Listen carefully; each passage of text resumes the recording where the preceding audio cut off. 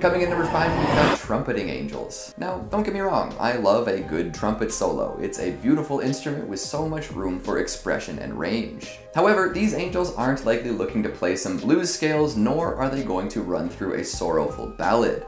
They're playing these trumpets as a way to kick off the horrifying festivities of the end of the world. The 7 trumpets shall be played by 7 angels, each of which marks the beginning of something terrible. This all happens after humanity has already been reduced to tatters and folks are living in caves, so hot start. But it does get hotter, because the trumpets are supposed to raise hell. Let's run through all 7 and see how we feel. The first trumpet rings out loud and clear, summoning a storm of hellfire. Hail, fire, and boiling blood will rain from the skies upon those still present on Earth. This is so spicy hot that all the grass and trees still standing will be burned down to nothing.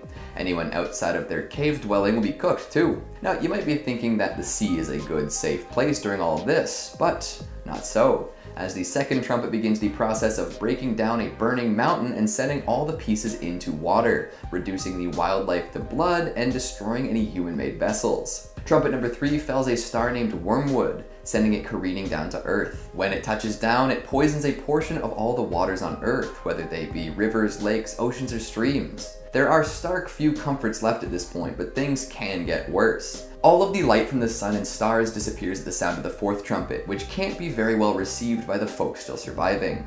After darkness reigns, an eagle will swoop down and warn folks of the next trumpets and their consequences. Number 5 brings about another fallen star, this one carrying a plague of locusts that are meant to torment any non-believers. Now here's where things get really dire. Trumpet 6 unleashes 4 very special, very violent angels. This fearsome foursome will send 200 million horsemen down to Earth to cut through a third of humanity using fire, smoke, and sulfur.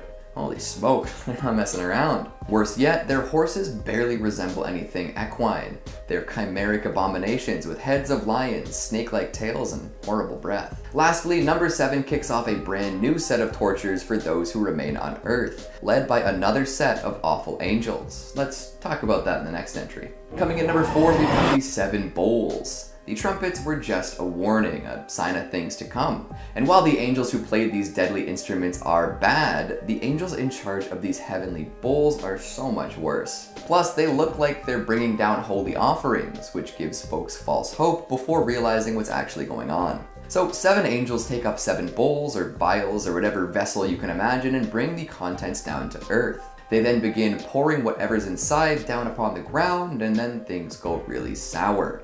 Inside these bowls resides pain and torture, plague and disease. Anyone who made it through the trumpeting will then be annihilated without remorse. Folks develop oozing sores, rivers are filled with blood, people literally combust on the spot. It's all very wild. And the fun doesn't stop there either.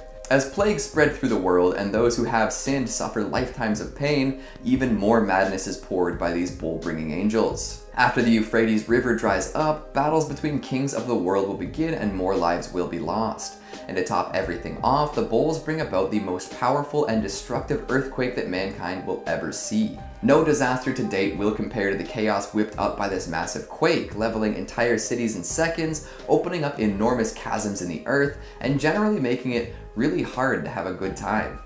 Damn. So what at first appears to be a reward for surviving the trumpeteers actually becomes an ever greater punishment.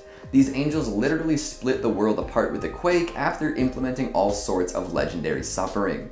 Jeez Louise, I thought these guys were supposed to protect and watch over humanity, not absolutely annihilate everyone. Coming in number 3, we've got the false prophet. Whether this is actually an angel or not is a point of contention, but I believe that this presence is employed by the heavens regardless, so we'll allow it. This beastly brute will arrive just in time to sway the hearts of weaker humans, and then condemn them for falling to his trickery. During the divine trumpet solo, a horrifying beast will emerge from the sea, killing many. However, the beast will be injured after this. Once that is complete, the false prophet will rise. This entity will force anyone around to worship the first beast, causing them to be branded with the mark of the beast, or 666. Any who comply will be damned, of course, and will also suffer immensely once the plagues from the bowls rain down. But really, did any mortal have a choice in the matter? The beast from the sea is powerful enough to frighten anyone into submission, so what else are they supposed to do? During a rain of hellfire like that, there's not too much in terms of rational thinking or hope.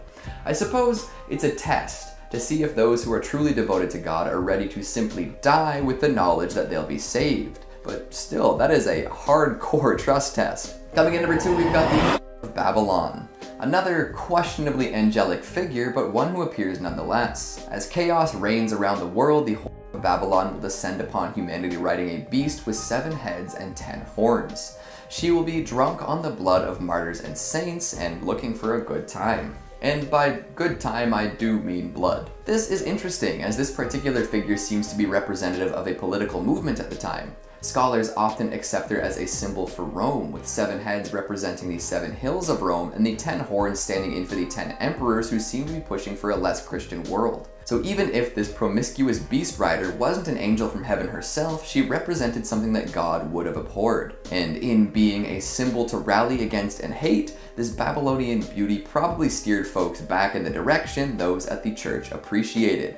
Interesting, right? And finally, at number 1, we've got Abdon, God's chosen angel of death, the supposed location of the lake of fire, and a legendary name overall. This figure is said to have released the locusts mentioned earlier. A swarm of locusts probably isn't that bad in the grand scheme of things. They can block out the sun and eat all your crops, but that is a minor setback. However, Abdon's locusts, that's a whole other story. These hellish insects are ready to go to war. They're said to appear as war horses with human heads and thorny crowns. With long flowing hair and teeth as sharp and strong as a lion's, they're instructed to torture anyone without the sign of God on their forehead for 5 long months. It seems a little excessive, but here we are. This is an angel who's all about cleansing the world of impure people through death, and the fact that he also commands these hordes of nightmare bugs only serves to intensify his wicked reputation. If there's an angel better known for cruelty and unforgivingness, let me know. But for now, we'll let Abdon top the list. I hear there's a hotel somewhere that shares his name. I wonder what it's like. Number 5, the Behemoth. You wanted 5 more creatures, and I wanted an excuse to keep reading this thing. This book is terrifying. Speaking of, did you know that there's a herbivore creature plated in spikes and armor with a tail the size of an oak tree, head like a lion, swallowing up rivers, just roaming around back then? Yeah, apparently. The Behemoth. This Goliath of a beast was one of the first talked about. Not the first beast, that's a completely different thing. Also terrifying. The Behemoth. God's secret weapon, and apparently the first thing he created. Hadn't made us in his image yet, so this hippo tank Elder Scrolls boss was what God went with. One of the most popular and revered creatures in the Bible. Quote, "Behold now Behemoth, which I made with thee. He eateth grass like an ox, he moveth his tail like a cedar, his bones are as strong as pieces of brass, his bones are like bars of iron." Yeah, this is definitely a dinosaur, right? Right? Scholars seem to think that the Behemoth is an aggressive exaggeration of a large hippopotamus or rhinoceros. Opening up its mouth and swallowing a river could literally mean it's just an animal thirsty. In 2003, French scientists working in Pakistan claimed to have discovered an extinct species of rhinoceros called a Balak Ethereum, which was much larger, much scarier, and matched the physical description given in the Book of Job. Yeah, that's terrifying stuff. Number 4, cherubim. These cute flying baby angels we see on soap ads and bottles are a lot scarier and much more sinister than the blonde cupids we're used to seeing. The cherubs, or cherubim, are God's throne bearers and appear over 90 times in the Bible. The Hebrew text says cherubim is a celestial winged being who represents God's spirit on earth and symbolizes the worship of God. In Ezekiel, cherubim are described as angelic creatures with 2 sets of wings and 4 faces: lion, ox, human, and eagle. Okay, this is getting scarier and scarier. The 4 faces of the cherubim apparently represent the 4 domains of God's rule. The lion represents wild animals, man represents humanity, ox represents domestic animals, and the eagle represents birds. Aren't those all wild animals? I don't know. The cherubim appear in several texts of the Bible, including Genesis, Ezekiel, Kings, and Revelation. Yeah, so lots of people were seeing these things, and they all kind of sound somewhat the same. They all oddly say 4 faces. Like every which way they turned, they could see a face. Some say, quote, "They move quickly, using a wheel within a wheel, and their wings cover their body." Question, what's with all the wheels? People just like looking up into the sky all day must have had like severe floaters in their eyes, because a wheel and a cute baby angel thing look completely different, no? A conjoined wingspan of the 4 cherubim are described as forming a divine chariot, the so-called mercy seat of the Ark of the Covenant. 2 cherubim make the ark and form a space through which Yahweh would appear in Ezekiel's visions. The status of the cherubim are a sort of vehicle for Yahweh in the book of Samuel. So in a sense they're kind of God's messengers, you know, bringing things up and down from him and to him, including him. Gotcha. A vehicle. Yeah, a vehicle. These images are terrifying. Yeah, and that's a mothership right there. That's a mothership. Okay? Number 3, the Leviathan. Okay, at first I was like, oh, that's a roller coaster at Canada's Wonderland. No. This vicious monster was actually modeled after this vicious monster. The Leviathan, the second of the great monsters described in the book of Job. This Leviathan, is an absolute massive sea monster who's impervious to human weapons, breathes fire, and emits smoke from his nostrils. So this is a Zelda boss for sure. The Leviathan is probably related to another ancient monster called Lotan, a 7-headed giant serpent who represents primeval chaos, as with pretty much every other biblical creature does. Hey, these things aren't meant to be cute and fuzzy. There's some less exciting theories that insist the Leviathan is just a dramatic interpretation of a crocodile or anaconda or maybe a plesiosaur, resembling something like the Loch Ness Monster. But that doesn't explain the breathing fire thing, or the size. Was this giant sea snake a water dragon? Because apparently it's like 300 miles long. Yeah, terrifying. Scary thing now is many different religions and cultures have their own version of the Leviathan. Tiamat, Hydra, Jormungandr. Maybe this thing was just hunted into extinction. I don't know. What do you think? Number 2, Archangel Michael. It is said that the angels are not humans, but creatures made from God's creation. I've also seen what the Bible describes angels looking like, and it's not handsome people with wings. Apparently a lot of these things, people really couldn't even describe what they were seeing in front of them. But we'll get to what these things look like in a minute. Of those creatures, Satan, aka Lucifer, is one. The one. However, here is even one creature that Satan fears more than any creature, and that's fellow Archangel Michael. Or Saint Michael. Some say they're brothers, some say they were on the same team for a bit. This is some good stuff, people. Quote, "Now war arose in heaven, Michael and his angels fighting against the dragon, and the dragon and his angels fought back. But he was defeated, and there was no longer any place for them in heaven. And the great dragon was thrown down, that ancient serpent who is called the devil and Satan, the deceiver of the whole world. He was thrown down to the earth, and his angels were thrown down with him." Revelation 12:7-9. Okay, so hold on. He and them are all down here with us? That's terrifying. Apparently Michael led that army that won, so whatever scares Satan scares the hell out of me as well. Also, all these pictures and statues of him and like window panes are all of him like wielding a giant sword made of light, just stepping on Satan's back as a hero. That's pretty intimidating, not gonna lie. And coming in at the number 1 spot, Ophanim. Okay, so what angels actually looked like apparently was like giant geometrical feathers with eyes and a consciousness. Some had horns, some had hooves, lots of golden metal colors. This next thing doesn't even make sense to my brain. I feel like this is an anthill trying to understand an iPhone. Quote, "As I looked at the living creatures, I saw a wheel on the ground beside each creature with its 4 faces. This was the appearance and structure of the wheels. They sparked like topaz, and all 4 looked alike. Each appeared to be made like a wheel, intersecting a wheel. As they moved, they would go in any one of the 4 directions the creatures were faced. The wheels did not change direction as the creatures went. Their rims were high and awesome, and all 4 rims were full of eyes all around." Ezekiel 1:15-18. First off, is this thing even a creature? Yeah, everything I see here is an alien. Is this just us trying to process some sort of like energy being with eyes? Because if I saw Lucifer that looks like the hunk on the Netflix show, and then I saw this thing?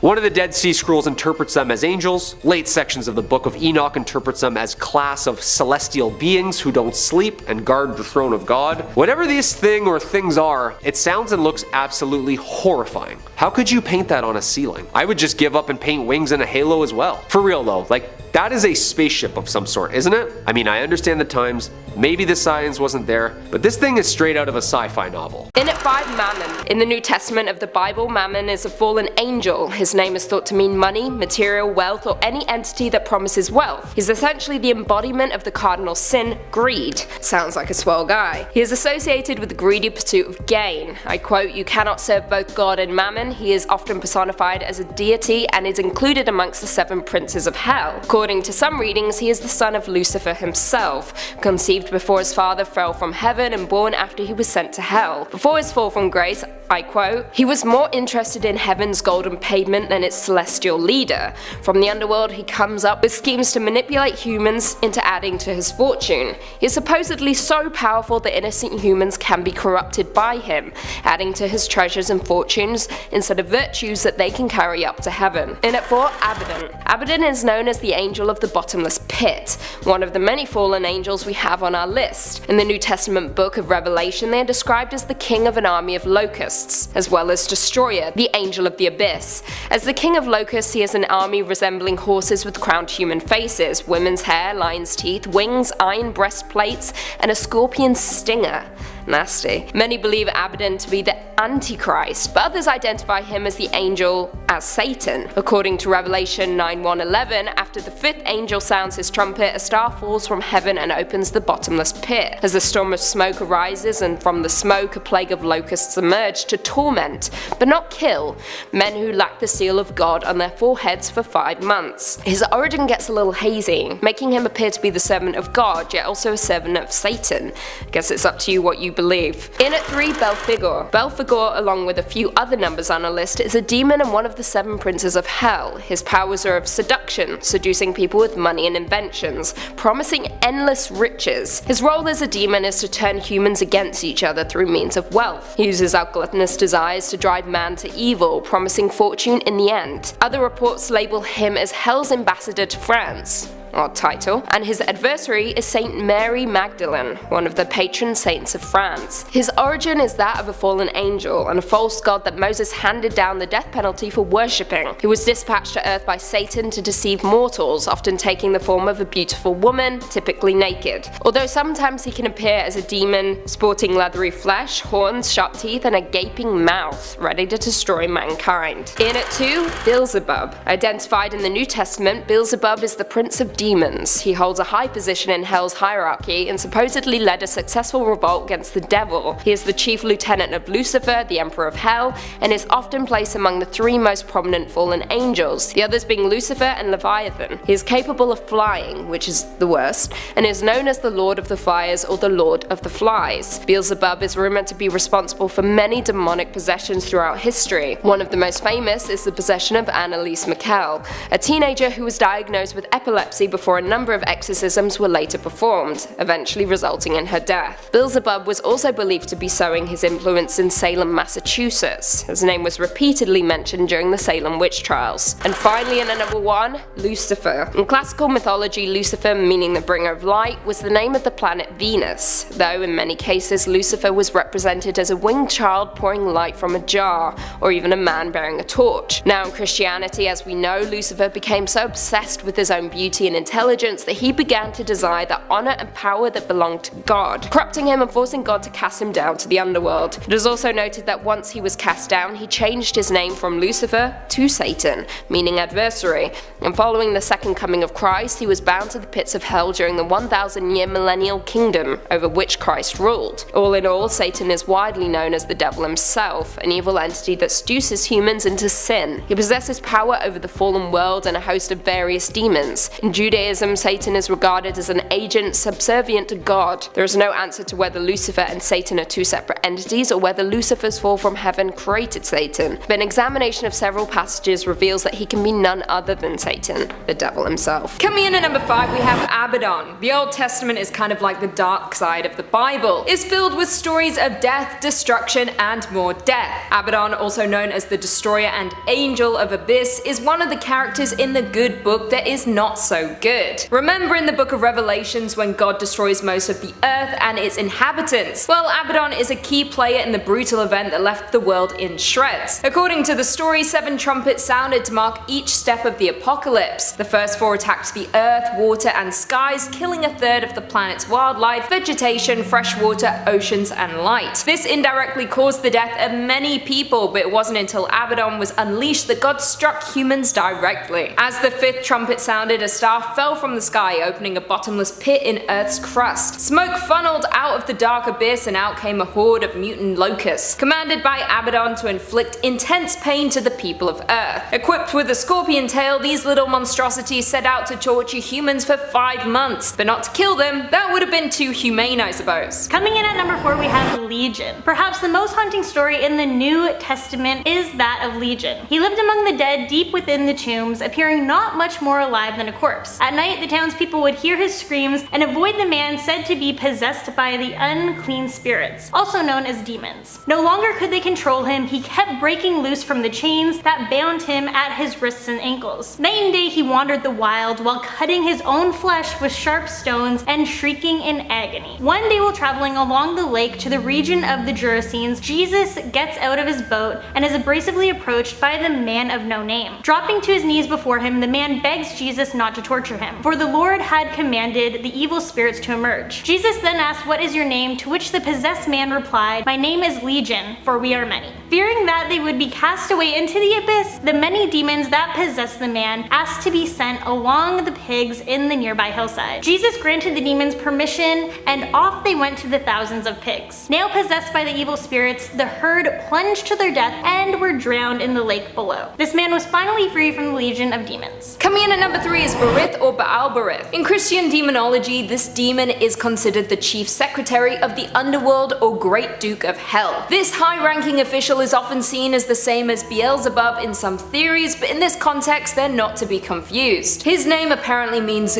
God of the Covenant, so if any demons in hell need paperwork signed, Berith is the guy to get the job done. He's often depicted as a demonic soldier riding a red horse and sporting a golden crown upon his head. In other grimoires, his skin is also red. This demon is known for manipulating and tempting men to commit heinous acts, like blasphemy and murder. Berith is also said to be one of the demons who possessed a nun in the famous Louvier's exorcism case. Coming in at number 2, we have Adramelech, known as the Fire King. The name Adramelech only appears in the Old Testament twice, but his stories pack a mean punch, especially with children. The first time he's mentioned, he's regarded as the son of the Assyrian king. He ends up murdering his father in cold blood while in the temple worshipping his idol. The worst part is that this story is relatively tame compared to the next time we see the name Adramelech. In the Book of Kings, he's mentioned as being a sun god worshipped by the Sepharvites, who were sacrificing in his honor by burning them alive, hence the Fire King nickname. Adramelech is often depicted with the torso of a man, the head of a mule, and the tail of a peacock. Okay, so that doesn't sound as scary as you're expecting a demon to be, but there's something unsettling about his looks. However, in other lore, he's considered Satan's stylist, so he must be doing something right. Another nickname he holds is Chancellor of Hell, which kinda reminds me of Supreme Chancellor Palpatine from Star Wars. Interestingly enough, both villains indirectly cause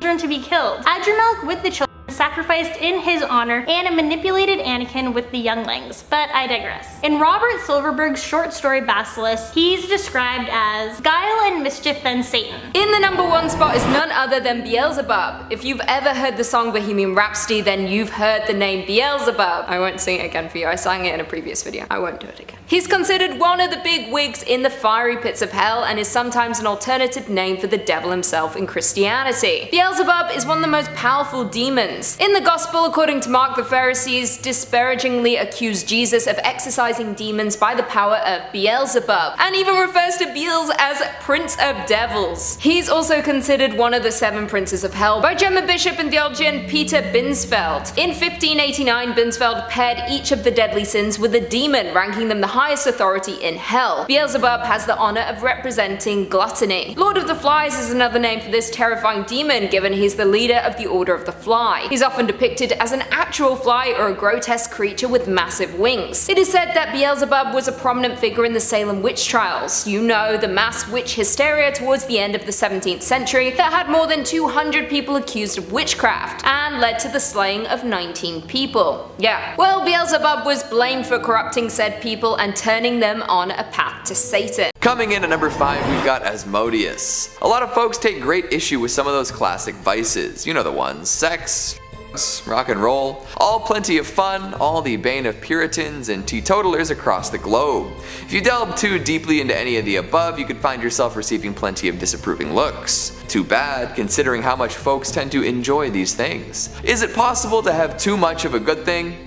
Hard to say, especially these days. Who knows when the good won't be available anymore. However, traditionally folks have looked down upon those consumed by lust, whether it be carnal, money-focused, or otherwise. Thankfully, you can blame a demon for all those urges. Isn't life funny that way? Who made up morality anyways? Why not just explain it all away by saying it's totally out of your control? Beautiful, it makes up for everything. So we've got Asmodius, the supposed son of Adam, once an angel of harlotry. Of course, his angelic properties aren't really around anymore as he fell from heaven and now lives as a demon in the underworld. With time, he became more well known for stuff like gambling and lust, and somehow became Lilith's husband, which is fun. The two of them, both labeled temptresses, produced all sorts of demonic babies to keep the fires of hell hot. There's also the famous story of Asmodius killing 7 husbands in a row to keep one woman from consummating her marriage. Like, every time she got married, Asmodius would show up and murk her husband before they could do the deed. But then she'd go out and get married again. At some point you think she'd learn and see a pattern and stop feeding her suitors to a demon, but hey, maybe she liked the demonic attention. Asmodius is pretty wicked looking too. Rocking 3 hideous heads, this demon gets around by riding a dragon. This isn't his only look though, as he can appear as a few other forms to appeal to different types of people. I mentioned gambling before, and anyone with that kind of habit can thank Asmodius for it. Gotta love it. Lastly, his powers do tend to get stronger in November, so once Halloween wraps up, be on the lookout. Lust might not stick around as easily once everyone puts away their sexy costumes, but hey. Coming at number 4, we've got Abbasathebu. Rocking with another fallen angel here, we've got Abbasathebu. A little tougher to say and spell, but just as scary and powerful. Raunchy as all hell, too. See, Abbasathebu left heaven at the same time as the devil himself and didn't take the fall that well. He used to be a flatterer of God, but once he took that trip to the down below, things got ugly. If you're familiar with the most legendary gaming villain of all time, you'll see some inspiration here. While falling, Abbasathebu was used as a life raft of sorts by other fallen angels. They grabbed at his body and managed to take hold of one of his wings. This led to the feathered appendage being torn off, leaving our poor demon to be with only one wing. Eventually it did sort of grow back, but not as it was. Abbasathebu is known for having a red, grotesque wing. That's how many recognize this demon. Badass, but probably really upsetting to deal with after many lifetimes of perfect angelic wings. Like I said, once he made it to hell, things went extra south. He rules over Tartarus, which is essentially hell jail. All of the worst reside here, suffering eternal torment in a cage of their own creation.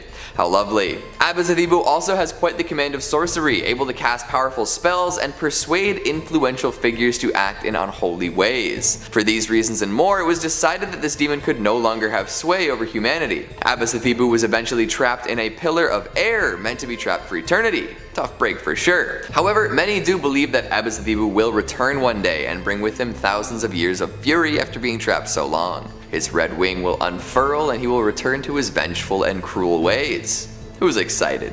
Coming in at number 3, we've got Legion. One person can be many things, but in this case, one demon is actually many demons. And these demons were so nasty, so evil, that Jesus himself had to exorcise them. Holy smokes, right? Legion is quite popular in the pop culture pantheon, and many famous exorcisms and related events seem to use him as the prime example. With so many demons dwelling within one main demonic form, they can take over the souls of people relatively easily and with varied results. However, all of the demons that make up Legion act as a sort of hive mind. They all have the same knowledge, thoughts, and reactions to things, and if one demon from the collective experiences something, they're all aware of it. With all of that knowledge and the ability to spread out all over the place, Legion can be a terrifying adversary. And even though Jesus does manage to send Legion back to hell in the Bible, there isn't much guaranteeing that many parts of Legion can't come back. Most folks only experience Legion as individual parts too. This is when the demon is at its weakest, as each individual piece of the whole only holds so much power. Were Legion to assemble all of the many together, we could be in trouble. Imagine all the limbs. Coming in at number 2, we've got Vetus. Corruption. Such a classic human form of folly. We work so hard to avoid it and even do our best to prop up those who remain pure of heart and purpose, but corruption spreads pretty much no matter what. We can thank Vetus for that. Second in command to Lucifer himself, this is the demon who wants to tempt holy people away from their chosen path. Even the most pious has a chance of being drawn in by this demon. He works very hard at figuring out people's deepest desires and then encouraging them to pervert everything they believe in to achieve said goals. Oftentimes these desires are less than socially acceptable, and at worst they can be quite taboo. Does Vetus care that he's ruining lives? Probably not. He takes on different forms to be extra convincing and makes sure to really sweeten the deal whenever he can. However, there is a way you can tell if Vetus is trying to tempt you. He only speaks in rhyme. Interesting, right? Hold on, there's a form of communication that almost exclusively communicates in rhyme and tells people to act in all sorts of wild and depraved ways. Music! Pop music specifically, but hey, do you think that Vetus is communicating with modern folks through the tunes we so often hear on the radio, telling us to consume, to cavort, to consummate? That's insidious. And finally at number 1, we've got Beelzebub. Speaking of music, how many songs explicitly reference Beelzebub? I can think of 2 right now, Bohemian Rhapsody and Beelzebos. I'm sure there are plenty more, but you can drop those in the comments. As you do that, I'll continue on my way talking about this demon.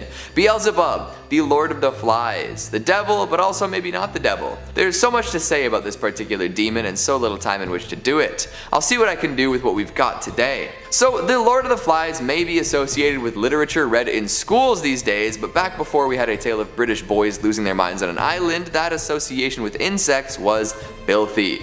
Ruling over flies meant you had domain over demonic excrement and rot. Not a good thing, right? Throughout history, people have blamed Beelzebub for all sorts of things. He was closely associated with the Salem witch trials and cited often when folks were put to death. Plus, years after that was called off, he was again referenced in many exorcisms, both infamous and unknown. All of this pales in comparison to his actual standing in hell though, where he is known as the Prince of Demons, and rules over the other basement dwellers with an iron fist. His ultimate goal is to destroy the world, and it seems as though he's been planning this for ages, tricking people into worshipping false idols, commanding other infernal beings, and sowing seeds of discontent. Nobody's doing it quite like Beelzebub. I'd recommend learning a song wicked enough to defeat the devil, otherwise you're probably ending up going down to hell with him. Coming in at number 5, we've got Asteroth. You feeling lazy lately? After a good year or so indoors, followed by some intense socialization, you probably feel like it's time to hibernate again. Fall is rapidly approaching, and with it the desire to drink hot tea and never leave the house. There are horror movies to be watched and fall recipes to be cooked, but be careful. If you use all of this as an excuse, you might be under the influence of Asteroth. Riding around on the back of a dragon and carrying a staff that sort of looks like a snake, this dude is all about laziness. Asteroth's whole deal is tempting mortals into being lazy. Once he gets them there, it's so much easier to manipulate them into bad behavior. More souls for hell, more blood for the blood god, and all that good stuff. Sounds like fun, right? That's not all he does though, although that is a pretty rough task. People are naturally inclined to laziness anyway, so being tempted into that kind of thing is the worst.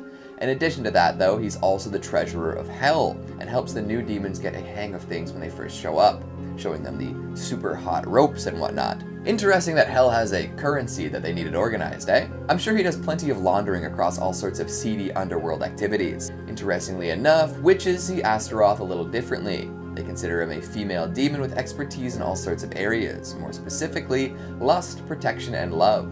So Asteroth can be many things, but one thing is for sure, and that is Asteroth's terrible breath. That's a fun little demonic detail. In Christian lore, it appears that Asteroth also has dominion over math, and can make people invisible in their search for treasure, so Nathan Drake and Indiana Jones may have something to talk to this demon about. And like most demons of higher orders, Asteroth can answer any questions asked as long as they fall under the topics he knows about. Coming in at number 4, we've got Olivier. A real jerk, this one. We can see this playing out across all cultures and eras, and it's always justified by some ridiculous standard. Cruelty and hatred towards the poor and disenfranchised. More than ever, the line between stable and in the street is thin and blurry, and Olivier takes full advantage of this. I'm sure all sorts of entrepreneurs, influencers, and money hoarders have been visited by this demon. Olivier, baby, the so-called prince of archangels down in the depths, and patron demon of encouraging malice and viciousness towards the poor. That is indeed a low, low demon to be. We live in a messed up world already. Why should the poor be reviled for simply being poor? At what point do we decide that work is the ultimate good and that nothing else can stand in for that morally or economically? It seems as though the folks who do the most important, most real work, say building the structures that we inhabit or bringing food to the masses, get the short end of the stick. And Olivier apparently has a fair share in keeping that the way things are. Middle managers and corporate drones keep their specific machines chugging and then dump on the poor, telling them that they should simply work harder. Forget Asteroth making folks lazy, making folks think that others are lazy for not making as much money as them is really wild. Olivier, you really are a rat, aren't you? Coming in number 3, we've got Adramelech. So we talked about Beelzebub last time and his tendency to bring about terrible things. There's plenty of responsibility that comes with being Lord of the Flies, and he's gotta have some help from time to time. Unfortunately, there aren't any temp agencies or internship programs in hell. Most folks are just destined to do their jobs and do them for all of time. This is where Adramelech comes in.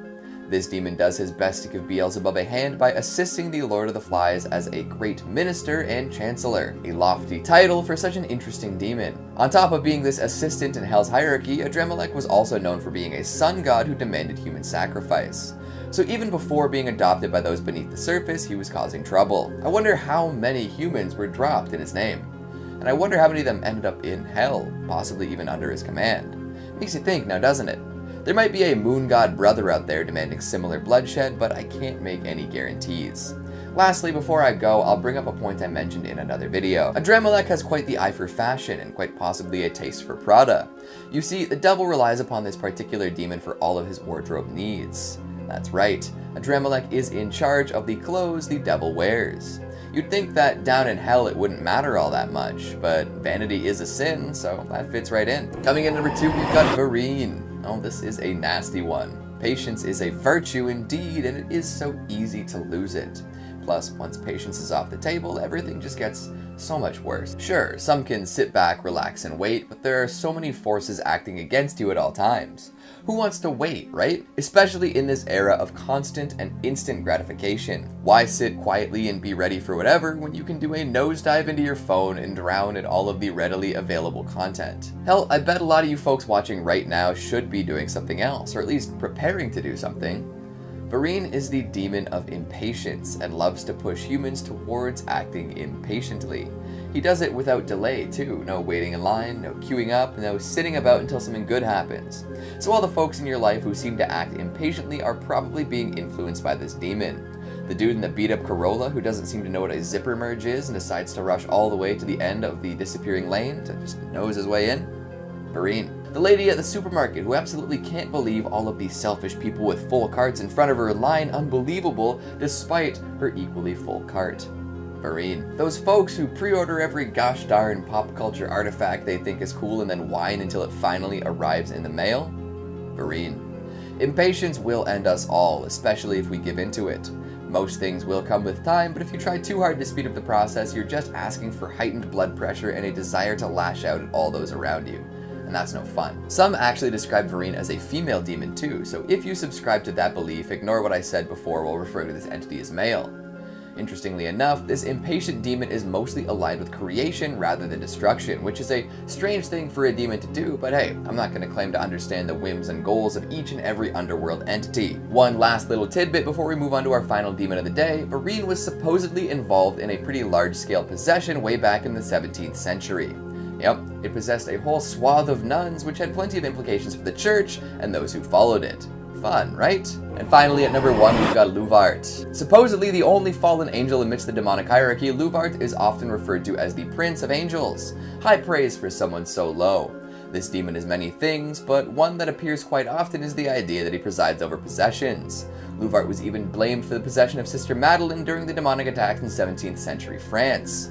A round of applause for Luvart, everyone. Jolly good show. Most would think that they'd be safe seeking refuge within the holiest of holy books, but apparently there are plenty of demons. Number 5, Nephilim. This one I can get behind for sure. How the pyramids were built still baffles me, and reading all about these things at least makes my brain relax for a second. The giants, the talls, the long neck people, the Nephilim. Again, never been a Bible guy myself, so no judgment if you say all this happened, but I'm just catching up on all this stuff. But in short, the Nephilim were like the offspring of angels and human women, according to Genesis 6:1-4 and Jude. The Nephilim are also mentioned in Numbers 13:33, but it is likely that by this time in Israel's history, Nephilim was used as a term for a tall, intimidating peoples. It's plausible that the Nephilim were both half angels and half giants, making them absolutely huge and absolutely absolutely super strong. The Nephilim were the children of the sons of gods and daughters of men, and Christian scholars have theorized that the sons of gods were actually these demonic fallen angels who reproduced with women. Being the offspring of partial angelic heredity, the Nephilim were considered mighty men who are of old the men of renown. The ancients. These people were huge, claiming that they were like 5 times the size of an average man. In the Hebrew Bible, a group of mysterious beings or people of unusually large size and length who lived both before and after the flood were called Nephilimus, sometimes translated to giants. Even the fallen ones from the Hebrew Nephil, meaning to fall. Seems like these people were writing about similar stuff, huh?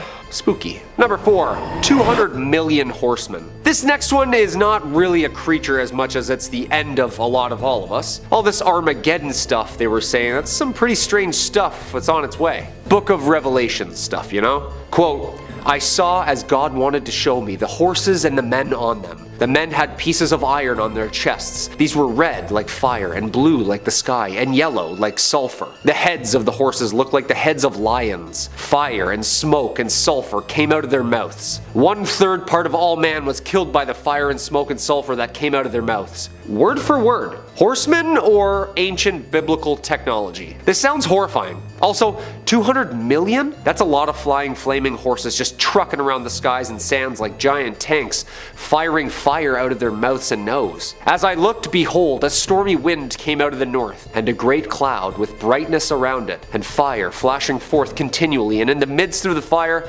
as it were gleaming metal. And from the midst of all this came likeness of 4 living creatures, and this was their appearance. They had a human likeness.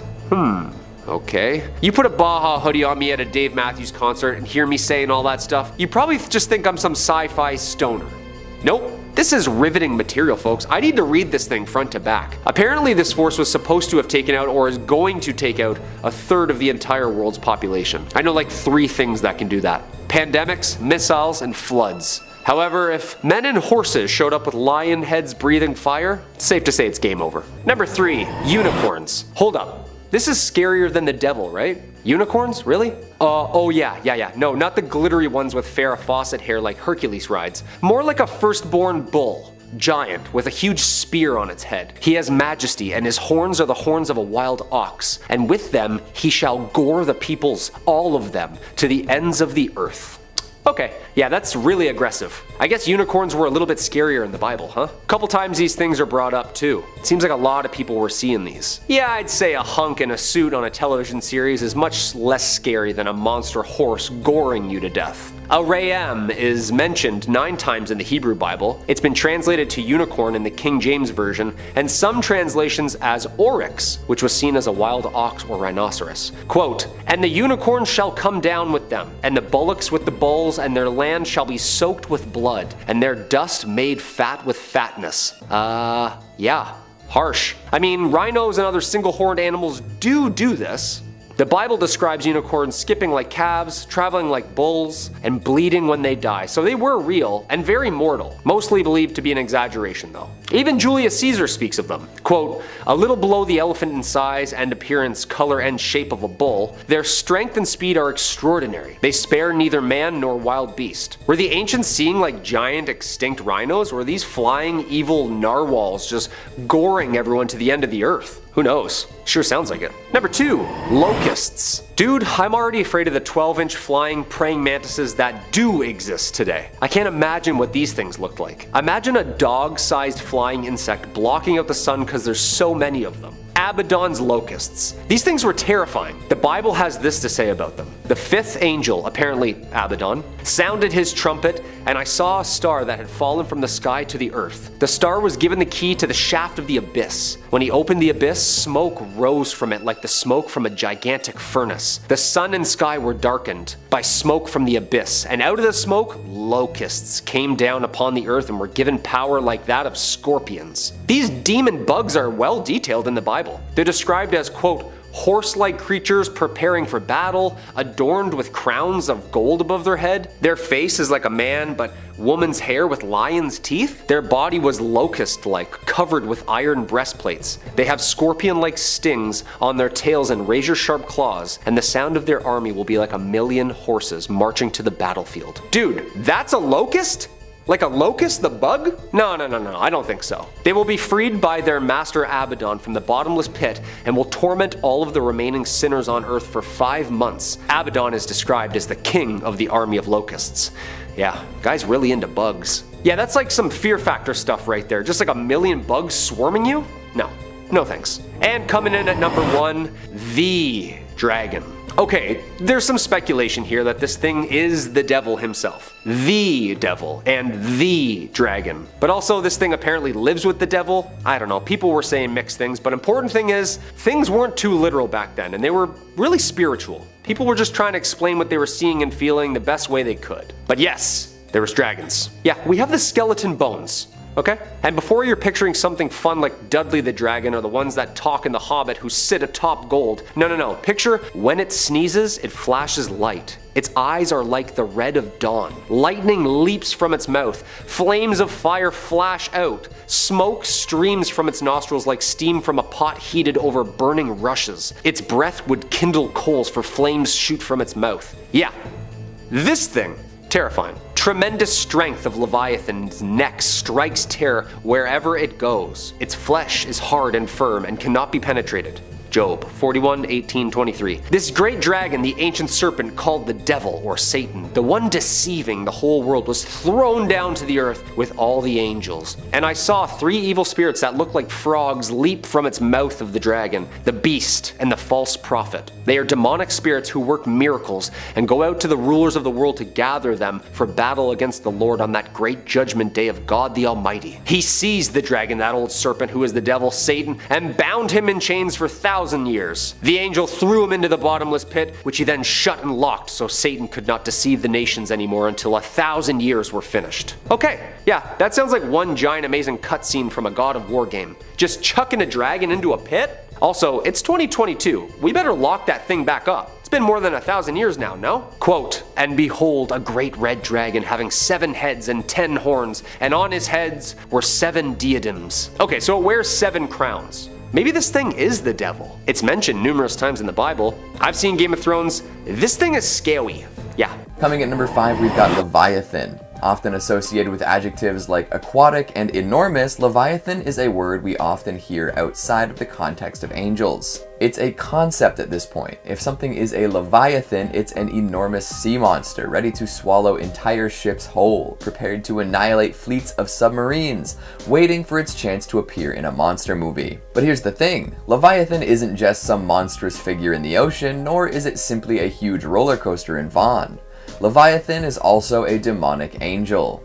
Damn, that's a badass title. Let me tell you some more. The sea monster reputation is well earned, as Leviathan often appears or is described as an enormous sea monster or a gigantic whale. Oftentimes he will destroy ships and other vessels that dare to cross the open sea. Poor sailors, am I right? A lot of folks do end up mixing him up with Behemoth, but we'll let it be for now. There's another roller coaster joke in there somewhere, but I don't have it in me to make it. Leviathan makes appearances throughout ancient texts, from showing up and being described as a Lovecraftian beast with the mere sight of it being overpowering, to a whale that traps another famous character in its belly for 3 days. That first one also details Leviathan's enormous horrible teeth, and a back covered in shiny shield-like scales. That's not all either. Apparently Leviathan can breathe fire, throws smoke from his nostrils, and has eyes that shine so bright they can blind you. My word, that is an incredible biblical beast. And somehow, some way, he's still considered an angel.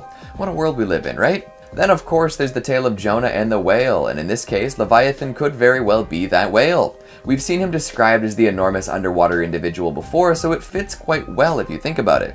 Overall, this is an angel that nobody wants to encounter, even on a good day. Gigantic, predatory, powerful, and full of folks it ate, Leviathan is crazy. It's for the best that it stays deep underwater, away from everyone else. Coming at number 4, we've got Chakydree. Now, instead of listing off 5 specific individual angels, we'll bring in a new group for this one, the Chakydree. Sounds kind of funny, but they're serious business. In some of our earlier angelic videos this year, we discussed the classifications of angels a little bit and found out about all sorts of interesting creatures. Gone was the idea that angels had to be glorious humanoid figures descending from above the clouds to play beautiful tunes upon harps. Angels could be chimeric abominations, too hideous for humans to lay eyes upon. that is just the case with the Chakydree. Oh yeah. To kick it off, let's talk about where these things live. Not in the heavens or above the clouds or anything like that. The Chakydree are so much more hardcore than that. These angels have decided to take up residence in the sun. You know, the enormous ball of fire in outer space that burns bright enough to warm our entire planet from 150 million kilometers away? Yeah, they live there. I'm sure their tans are immaculate. Described as marvelous and wonderful, or in my words, overwhelming and intense, these angels take on very interesting forms. Their feet and tails are like that of a lion, offering up claws and speed unlike most others. Something, everything the light touches is ours, right, Simba? Well, that's only partially true because the Chakydree also have heads like crocodiles, adding in a new measure of deadliness previously unheard of. They're 900 measures in size, whatever that means, and have 12 angelic wings. And for some reason, they seem to be rainbow colored. So a Technicolor lion-crocodile combo with angel wings pops out of the sun from time to time to bring heat, dew, and rays to the folks on Earth. You know what? Maybe they're not so bad after all. Coming in at number 3, we've got Bagore. And we're back to individual powerful angels. This one in particular is a well-known fallen angel, which tends to be the case a lot of the time. Bagore is associated with plenty of sinful behaviors. There's greed, sloth, discord, selfishness, and more. Although, let's be real, sloth and greed are the biggest in his books. He likes to give mortals great ideas for inventions, therefore filling their minds with selfish greed. They'll devote great parts of their lives to these plans, forgetting all sorts of other important things. And often, if these inventions come to fruition, they don't actually improve the state of the world all that much. Yeah, it's mostly stuff that extracts more wealth from the world in the laziest and most destructive way possible. Then the inventions will also draw their users into sloth as they make things a little too easy. Classic Bagore. Interestingly enough, this isn't a fallen angel who was on Lucifer's side from the start. However, when Lucifer and his supporters staged their rebellion against the heavens, Bagore didn't explicitly side with God either. For this slight, he was inevitably sent down to hell anyways. Damn, you just can't win, eh? However, as we've seen, he's adjusted quite well. After his fall, he took to being a prince of hell quickly and started doing his best to preside over sloth. At least he's adaptable. Coming in number 2, we've got Masta. Known for his judgments and punishments of humans, Masta is one scary angel. He's an arbiter, and you do well not to forget that.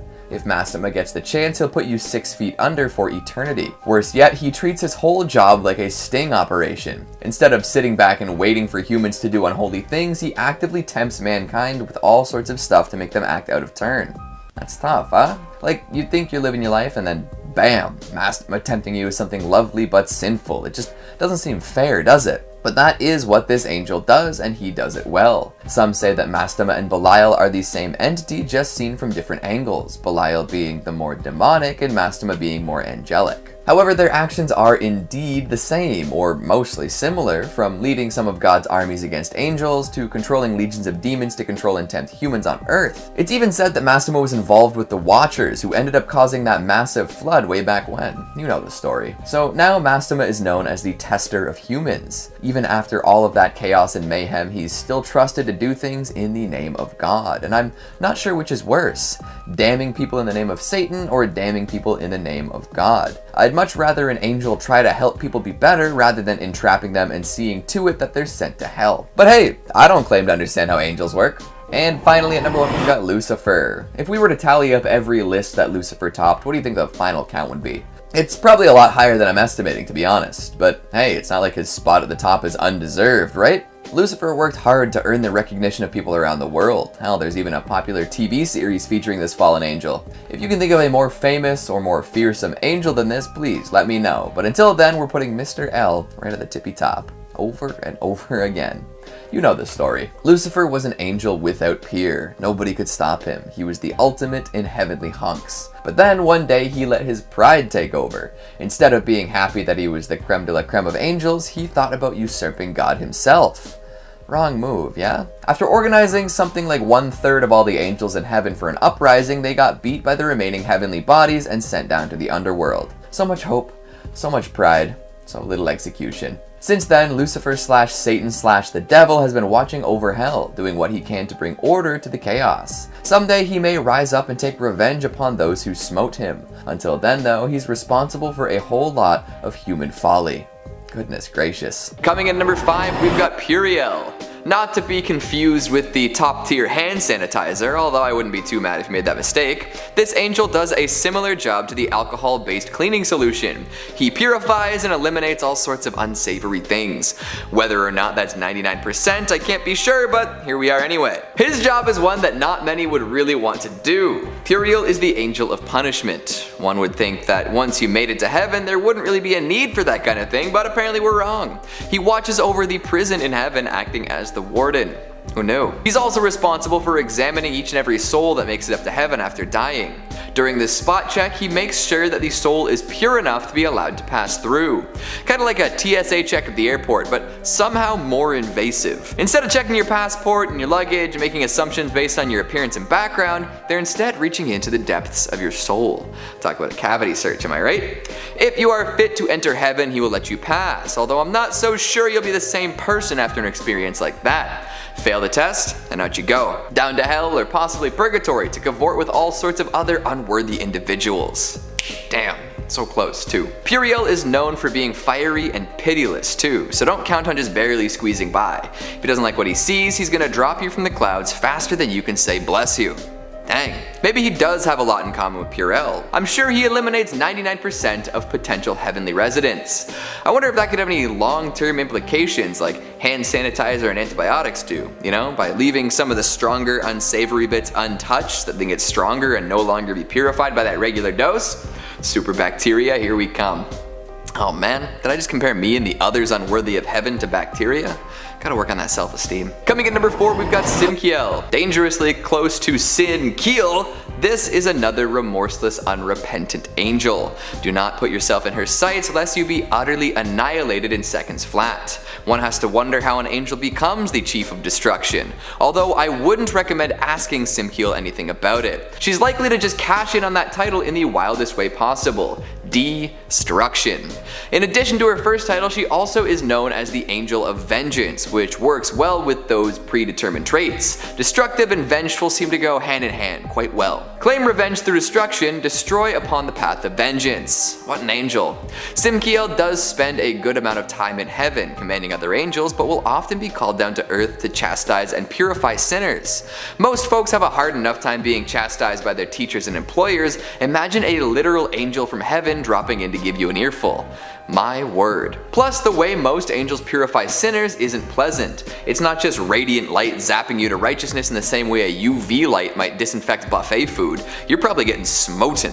Straight to hell with your sinful ass. She doesn't always work alone either. Many lesser angels receive Simkiel's orders and follow them with fervor. A whole platoon of vengeful, destructive angels on the lookout for sinners and sinner adjacents. I don't know about you folks watching at home, but I don't think too many righteous and pious people are watching top 5 scary videos. So Simkiel should be on our list of folks to avoid at all costs, as if we could even avoid her in the first place.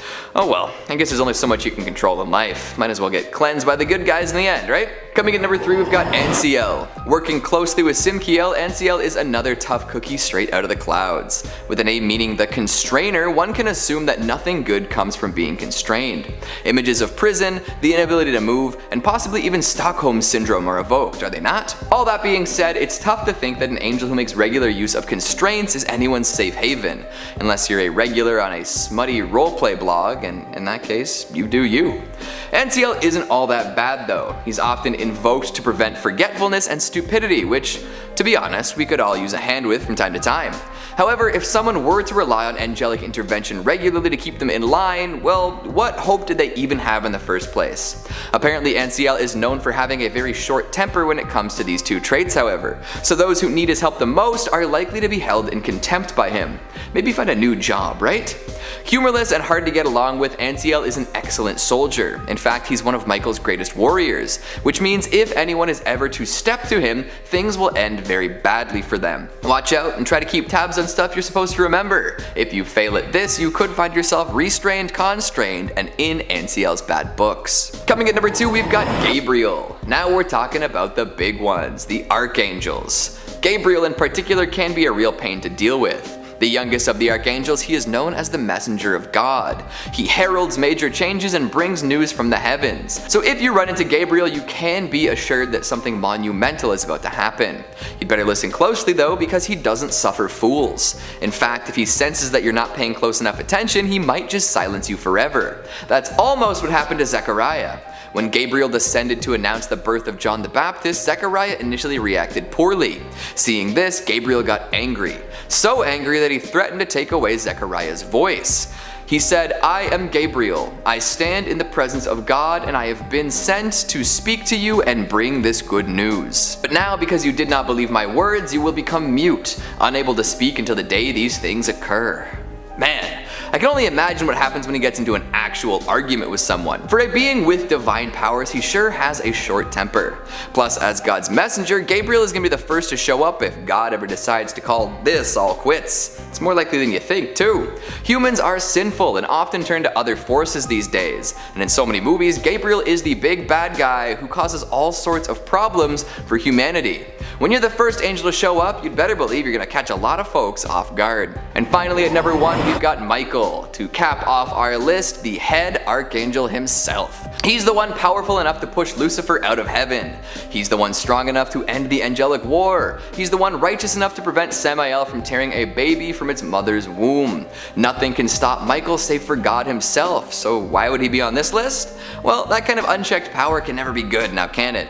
As the most powerful angel in creation, he has control over all of the other angels. God leaves him in his stead to rule over the kingdom of heaven, and if Michael were to ever change things up, it's unlikely that anyone would be able to do anything about it. If Michael looks down and deems our world unworthy, we're done for. Game over. The book of Revelation will come to fruition and all mortals will suffer before being cleansed from the earth. It's good to know, right? In at 5, Aquil. Now, there is very little known about Aquil, but what we know is that he is the demon who presides over Sundays and exists within Christian mythology. His purpose is to destroy and degrade the practice of keeping the Sabbath holy, which might not sound absolutely terrible, but if this dude possesses the wrong person, it could be bad news bears for all of us. Imagine the president, a prime minister, even one senator possessed, and suddenly we have to work 7 days a week without a single day off. Yeah. Okay, it's a stretch, but there's a reason he is at our number 5. Honestly, no one wants to work long weekends. Just saying. Also, apologies in advance if I pronounce all these names wrong. I'm not a demon. Shh.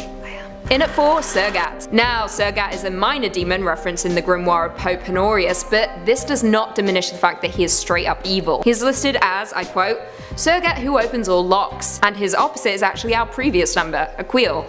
So before we even get into this demon, we should discuss how many demons are actually mentioned in the Great Grimoire of Honorius. Who was he? Historians aren't even sure, but they do think that he was Honorius III, who was the Pope from 1216 to 1227. Now, no one is quite sure if he wrote the book or not, but he is famous among popes for deliberately conducting ceremonies to summon demons so he could banish the demons back down to hell. A little odd. This dude does not mess around. Now, how does Sergat come into play? Well, as previously mentioned, he makes appearances in the Grimoire of Honorius, and he is incredibly deceptive and cunning, making him one of the most terrifying demons throughout history. And in the Bible. Yeah, he's there too. Now, as quoted before, this dude is known as the one who opens all locks, which essentially means he is capable of understanding and opening any and all locks in the entire world, making it almost impossible to escape him or conceal yourself from him. When someone becomes Sergat's target, he relentlessly pursues them no matter how hard they try to escape, and once he reaches his victims, he frightens them by presenting them with images that result in them going mad. Yikes,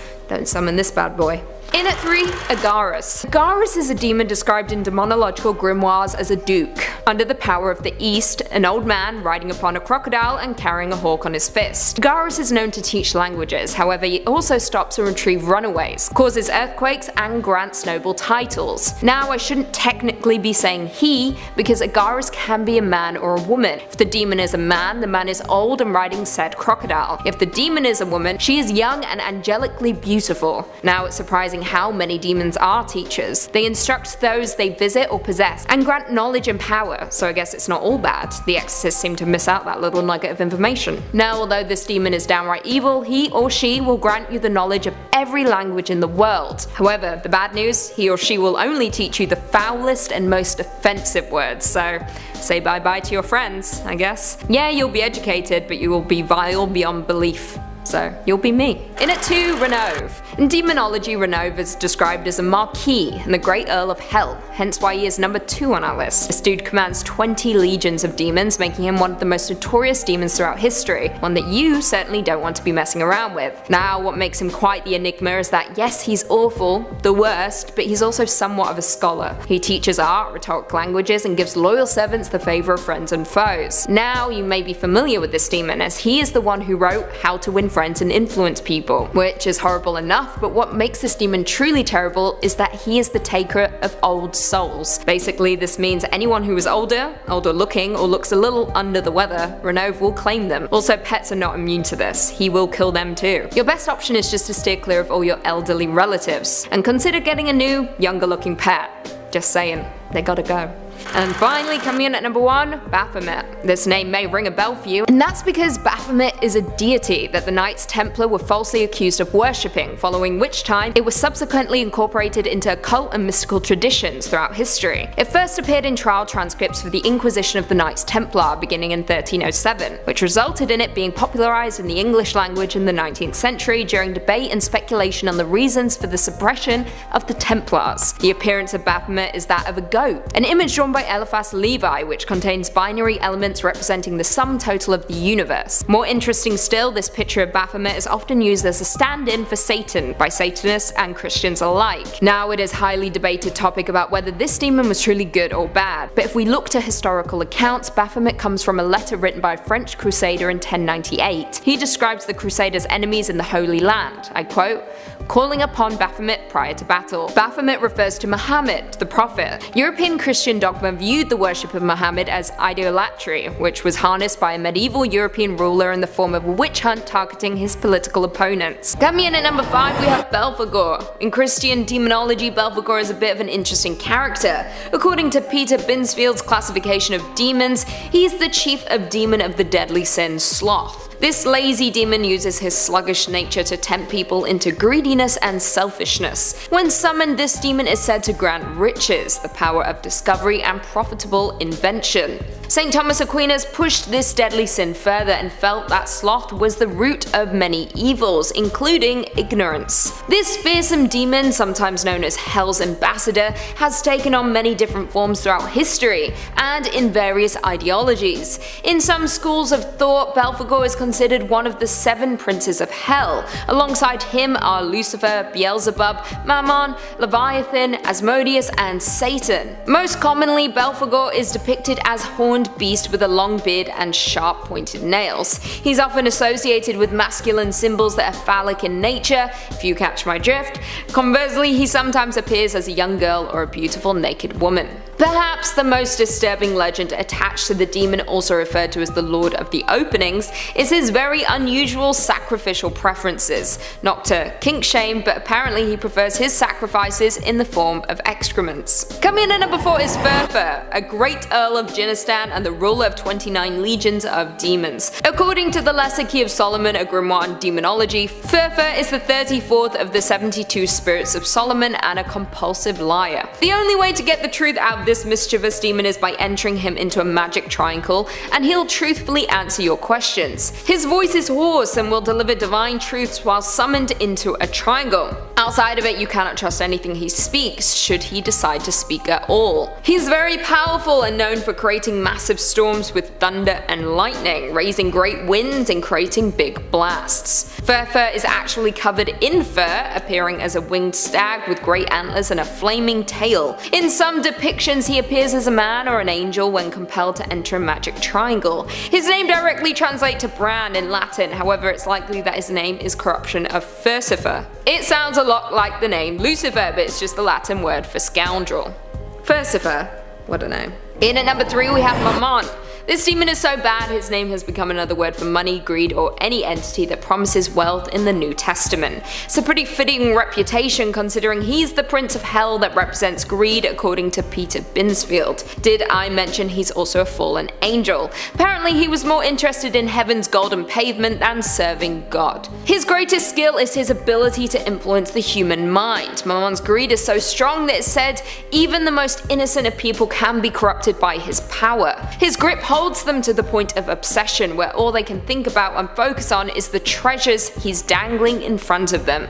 Because of his ability, Mammon is considered a demon capable of enslaving people. We see Mammon in the New Testament during the Gospel according to Matthew, one of Jesus' disciples. He denounces Mammon, drawing a line between the demon of greed and God, saying, I quote, "Ye cannot serve God and Mammon." In some readings, Mammon is considered to be the son of Lucifer himself. Saint Gregory of Nyssa, a bishop of the Roman Catholic Church, even went as far as saying Mammon and Beelzebub are one in the same. Considering that Beelzebub is regarded as one of the worst demons of all time, it's safe to say that Mammon is not a demon you want to mess with. Coming in at number 2, we have Belial. The name Belial is used for Satan himself at one point in the Bible, so I think that speaks to how horrific this demon is. In the New Testament from Corinthians, it reads, I quote, "What harmony is there between Christ and Belial? Or what does a believer have in common with an unbeliever?" This is a clear reference to good versus evil or God versus Satan. More commonly, Belial is used as the personification of wickedness and even means wicked or worthless in Hebrew. In the Old Testament, the word Belial is used quite a few times, but never referencing a specific being. However, there is mention of children of Belial, daughter of Belial, and man of Belial, so it could be argued that Belial is a being of some sort. Belial makes an appearance in the Book of Resurrection of Jesus Christ by Bartholomew the Apostle, a pseudonymous work of the New Testament Apocrypha. He can be seen along with 666 fallen angels when Jesus commands Michael to show hell to the disciples. In other readings, Belial is a prince of Jinnistan and he commands 80 legions of demons. And finally, in at number 1 we have Asmodius. Also known as the King of Demons in the Deuterocanonical Book of Tobit, like Mammon and Belphegor, Asmodius is a prince of hell and included in Peter Binsfield's classification of demons as the personification of lust. His wickedness is undeniable, as is his talent for spreading lust among people from all walks of life. Most scholars agree that his origin comes from the demon Ashmedeva from Zoroastrianism, which Jewish and Christian faith molded into Asmodius.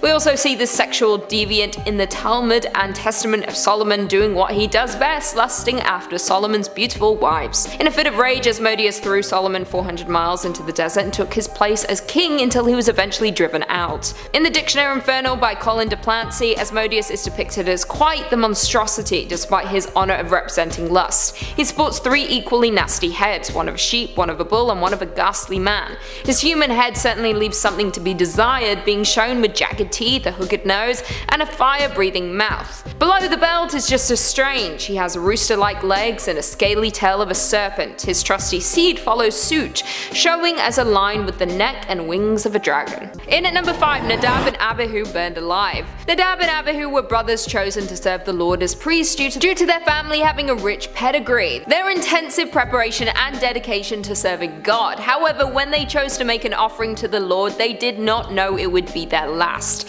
They dressed in their best robes and made their way to the altar to make an offering of incense. It was a known fact that they were forbidden to make unauthorized offerings to the Lord, and it is unknown why they ignored this warning. Once their offering was made, a flame engulfed the altar and the brothers. Onlookers watched as they were burned alive. It is said that these deaths were to show the people that there are no sins too small. The brothers should have known that the incense was an unauthorized gift. Something to keep in mind next time you light some incense in your home. Which I never do, so I'm fine. No one's burning me alive, motherfuckers. Coming in at number 4, John the Baptist is beheaded. Now this one starts with some Kardashian style family drama. John the Baptist had been imprisoned by Herod the Tetrarch for commenting that it was not right that Herod had divorced his wife Basilis, so that he may take his brother's wife Herodias instead. John commented that it is not lawful for you to have her, which seems like a nice way of putting it. Herod has John imprisoned and was planning on keeping him there. The people saw John as a prophet and Herod didn't want to cause any upset. For his birthday he had a gathering where Herodias' daughters danced for all of the guests. This pleased him and his guests so much he made an oath to grant her anything she wanted. Prompted by her mother, she asked, "Bring me John the Baptist's head on a platter." Herod was disturbed by this, but he had to keep his oath. That evening John the Baptist was beheaded in his cell. His head then brought on a platter to be presented to Herodias and her daughter in front of all of their guests. It is unclear what happened to the head after this, but that is some crazy revenge for gossiping about the family. That's why you should never gossip. someone might cut out your tongue. In at number 3 we have King Herod eaten alive. Here is another example of someone upsetting God and paying the ultimate price. King Herod, a different Herod from the last story, was giving a speech to his people as he usually does. On this day, however, while he was speaking, someone cried out, "The voice of God and not of a mortal." He did not refute the claim that he was a god, and it is said that he was instantly struck down by an angel. Angels are savage. We've learnt this on this channel. They're evil. The story goes on that he did not have a quick death. He was in agonizing pain for at least 7 days. It's like it took God 7 days to build the world. Wow. 7's a good number. Like David Beckham. He was number 7. Not that I believe in God, you know. I don't believe in anything. During this time, it is said he was being eaten alive by worms from the inside out. The worms consumed him after 7 days, and this was his slow, painful cause of death. Imagine a worm consuming you. Worms are evil because you can cut them in half, and then they are 2 worms. That's you just created 2 different things. 2 worms. When 2 become 1. When 1 becomes 2. Like, what the that shouldn't be right. Like, you should never be able to cut something in half and then it becomes 2 living things. Anyway, that's and it's worse than The Conjuring. In at number 2 we have Concubine of a Levite. This story is about a Levite who was traveling with his concubine, a second-class wife. Sucks. Imagine being the second-class wife. I only want to be first class. Along his travels, he finds an elderly man who offers to give them shelter for the night in the town of Gibeah. It is a dangerous place no one should be traveling through. Some dangerous men show up at the house looking to have a good time. The Levite and old man decide to offer up the concubine to appease the men, hoping this will keep them safe from the men. The concubine is taken away by the men for the rest of the night. In the morning, the Levite finds the concubine dead outside of where he had been staying. The man is angry for what they've done to her, so he decides to get revenge on the men, so he dices them up. He then sends those pieces to 12 tribes surrounding Gibeah, which leads them to attack the city. Dicing your girlfriend up to get revenge on her murderers doesn't seem like the best idea, but then again, he did offer her up to them in the first place. So, you're in the wrong. You should be in The Conjuring, and I'll possess you. And finally, in at number 1 we have Ezekiel's Army of the Dead. This next one might remind you more of The Walking Dead than a Bible story. Ezekiel was brought by God to a valley that was full of bones. He walked back and forth among the bones until God asked him if these bones could once again live. God then told him to repeat a prophecy to the bones as he told him it. The bones started to move from around him. They began to form and find the other pieces of the body they had lost. Tendons and flesh appeared on them and skin covered them, but they were not breathing, they were not alive. He then told him the final words to speak, and the dead began to wake up and breathe once more. God told him that these are the people of Israel who had been killed. He was bringing them back to take their rightful place back in their land. Ezekiel then had a full undead army to take back their land which they had lost.